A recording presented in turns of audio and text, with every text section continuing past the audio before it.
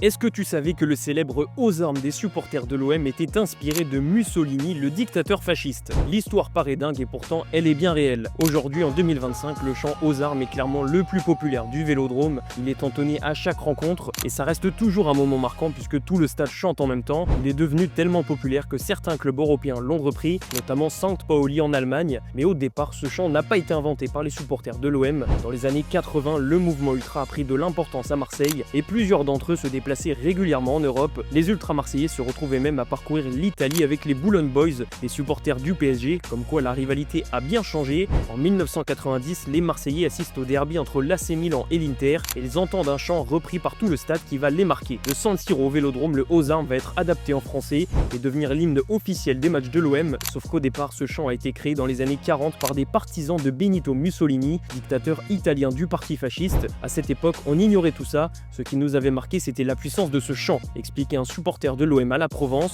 Depuis 1990, rien n'a changé à Marseille. Ce chant est toujours aussi mythique et ça ne fait que se confirmer au fur et à mesure des années.